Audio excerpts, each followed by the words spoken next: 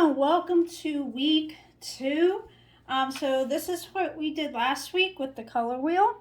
And now we're going to do a value chart to get you to understand you can get many ranges of shades and values of one color.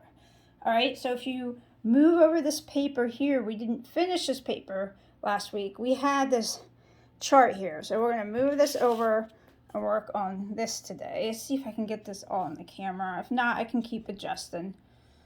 Let's see. Well, we're going to start and begin. All right, so what I want you to do is, if you notice, there are 11 squares this way, and it goes, well, in my opinion, it goes across. I was going to go this way. Yeah, we have to because there's 11 squares. So we're going to go this way. 1, 2, 3, 4, 5, 6, 7, 8, 9, 10, 11. All right. And if you notice, we have 12 tubes of paint, but we're not going to use white. Okay. So when you take the white away, it is 1, 2, 3, 4, 5, 6, 7, 8, 9, 10, 11. Okay. We're going to use every one of these colors except white. Now, because we're doing watercolor, the purpose of me to teach you this is to show you what color it looks like when you just put it on your palette and use it straight with not much water at all, versus when you put a lot of water or a little water will give you different ranges, okay? So a watercolor has the ability to get different ranges by adding a lot or little water. There are value charts on the internet, and this will be especially true with acrylic and oil. We're just going to use, and you'll see as we go along, just one color and just the most concentrate and add water until we get to the most watery. Like, we're going to keep adding water to make it lighter. But if you go online and look up value charts, what you will find with acrylic and oil is they'll take a color and they'll mix a lot of, let me get this, a lot of white, so it's almost like white with just a hint of orange, and then they'll keep adding the orange to get darker, and then once they get to the middle and get the pure orange, then they start adding a little black until they get to black, okay? We're not going to do that because we don't really, like acrylics don't really just paint with water. This is a totally different kind of paint. And I think it'd be more beneficial if we learn how to use the water with the paint. Okay, that makes sense? So let me put this back together so I can show you. We're going to go the same order as the paints. Oh, and I have it out order. Silly me, okay? All right, so the top's going to be yellow, and it's going to go all the colors minus white, yellow, orange, yellow, I guess it's yellow ochre, yep. Orange, red, green, the blues, purple, the browns, and black, okay? So, I don't know how many are in here. I never counted this. 1, 2, 3, 4, 5, 6, 7, 8, 9, 10, 11. Oh, wow, we have 11 spots including this. This is perfect, okay? So we're going to just take one circle, and we're going to add a little more paint than last week. I think, we'll see. Because the first one, you're not going to add really any water to it. So maybe like that much. This is probably the most you're going to, okay? And whether you want to use a round brush will give you the benefit of, you know, I like to go like this and color in. But if you want to take a small flat brush, and your brushes will get stained because they're white. And make sure I clean this out because I was just working with this. You can use a flat brush, and if you feel comfortable, just going like that. Okay? All right, so the first one, you might want to dip your brush in water, but you don't want to add water to this. That makes sense? So just like so it's not bone dry. So just dip it in water, shake it out. Take as a little bit. I'm going to use the flat brush because I used the round last week. And yeah, and we're going to put solid color right here.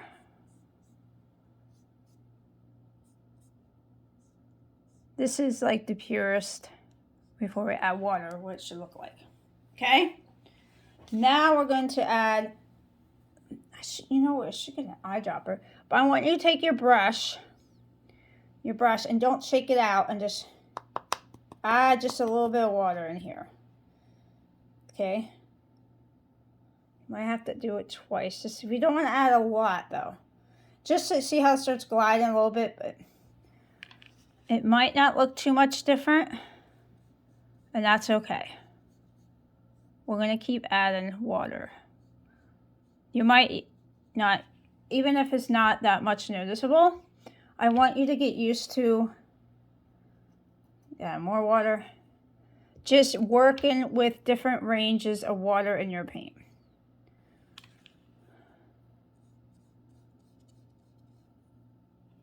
And this could dry a little different, you know. See how that's a little lighter. And actually, my opinion, yellow is one of the hardest because it's already pretty light. This will be a lot more predominant with darker colors. Water.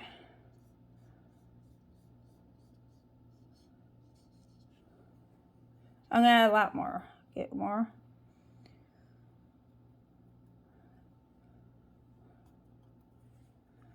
And we're just going to fill in. We need to get more. I think we need to add really a lot of water. I had too much paint, so don't put that much paint I did. I'm going to actually transfer some of this over here.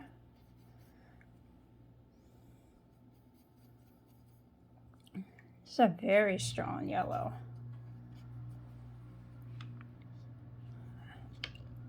I'll get it lighter even. And I already used another pocket. I tell you, wow, we have a pocket for each color. And what did I do? I used an extra one already. Because it's me, you know? I don't follow my own. Well, art is not about following rules, right? So there you go. But this is a lot more technical because this is just learning concepts. Next week when we do our first project, you'll be learning a technique, but you won't be following step by step like this, okay? Oh, you can't even see that, can you? It's getting lighter. And it's hard because it's wet. And the last one, I almost just want you to use this plain, wash out your brush.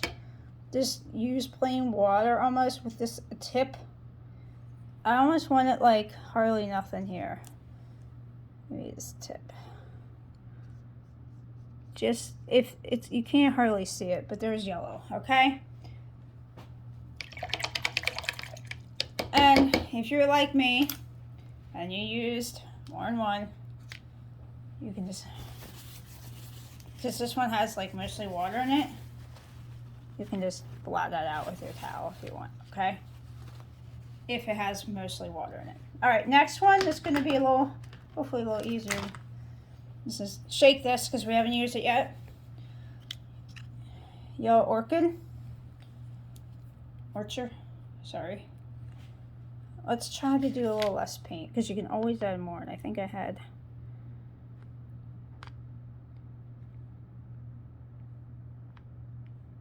And it's funny because this has a more solid feel when I squeeze it out. This is more watery, so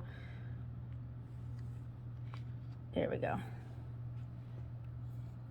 All right, so the first one's going to be, it's less water as possible.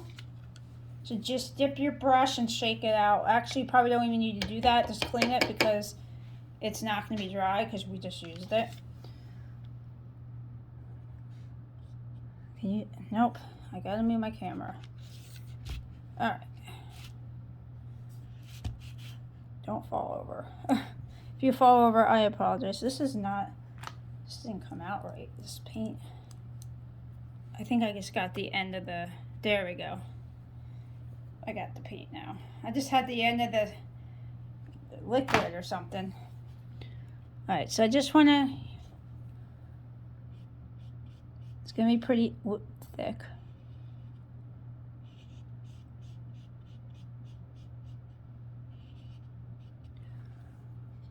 Dip your brush, add some water. It might help to clean your brush too after you add the water.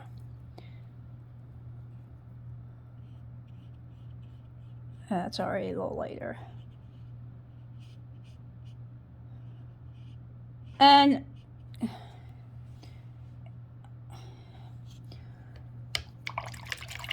I don't know how to prevent this with the time limit with class, but I hopefully it won't be a problem. We'll see as we go along. But a lot of times when you add a lot of water with watercolor, it bleeds. And that's actually a technique. Just add a little more water next time. But the problem is, since we're working so close together, it might bleed to your other squares. So what you might want to do in class, because we're going to be working on this in class, you might want to do a row, skip a row, skip a row, time these dry, and then come in with, just do the same order as, you know, your set, but do the yellow, then the orange, and then the green, and then fill in the rest, and it won't bleed. But I'm just showing you, this is just to show you with the instruction. I need more than that. But, and I probably, depending on the paint, probably can handle doing this without making it bleed, because I'm used to watercolor. But if you're not used to watercolor, I would skip every row.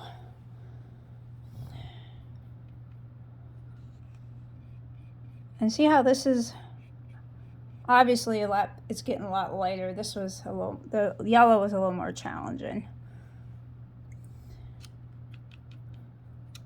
This is mostly what it's gonna look like. Let me scoot down.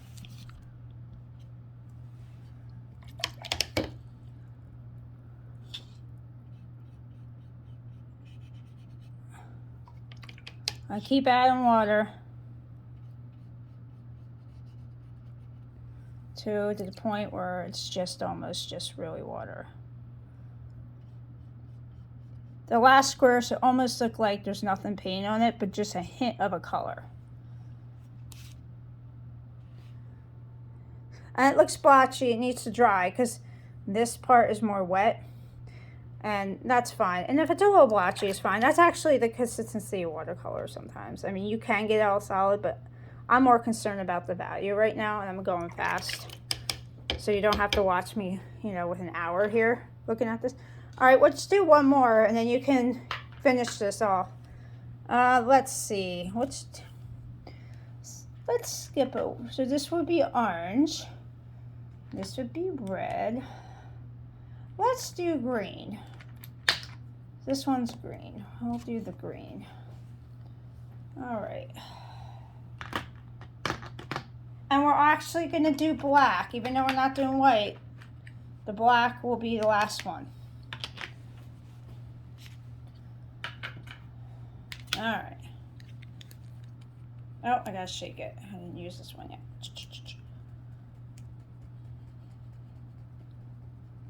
All right.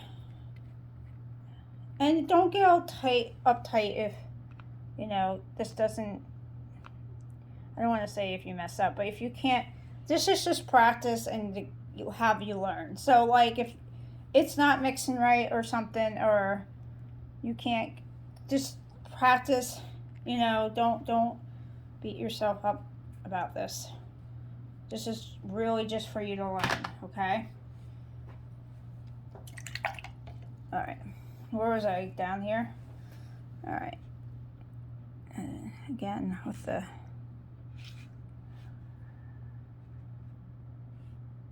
that's a nice color.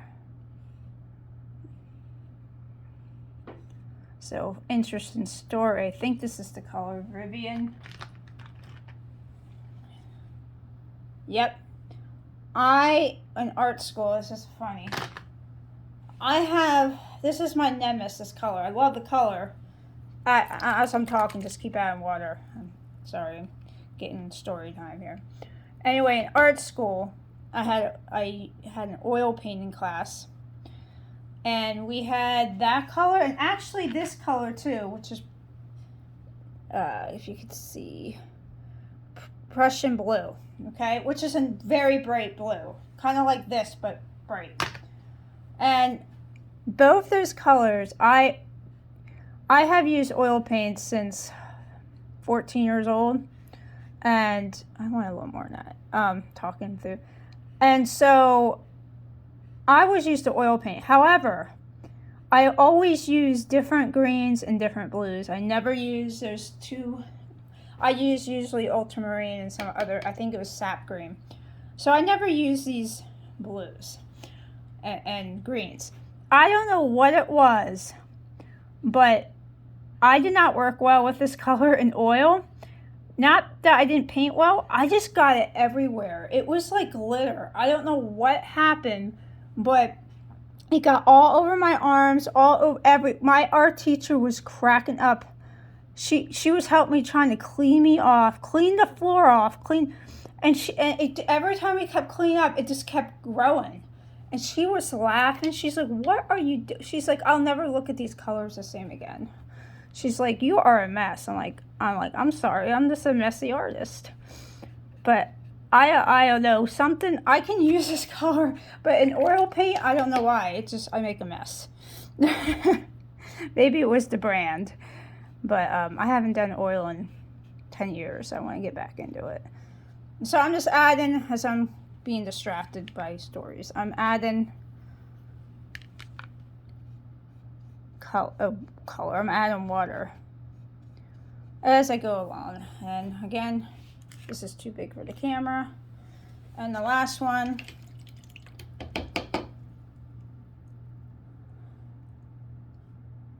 that's actually too much. So I'm going to take what I have there, clean my brush, and just add water on my brush, and just move the color around the square. You can do that. That's the beauty of watercolor. You can take it and, okay? So I want you to do each color here, and then you should have a chart full of the darkest of the colors, and it gets gradually later. And this is going to be a nice tool. Obviously, you know, we're not mixing black and white here. This is more of an exercise, but it's nice to have a chart, you know, to be like, oh, I want about that shade. And I know about to add not a lot of water, but not about half water. Or I really like this shade. I know it to add a lot of water. So it will help. All right, so fill out the chart, and next week we'll start our first project.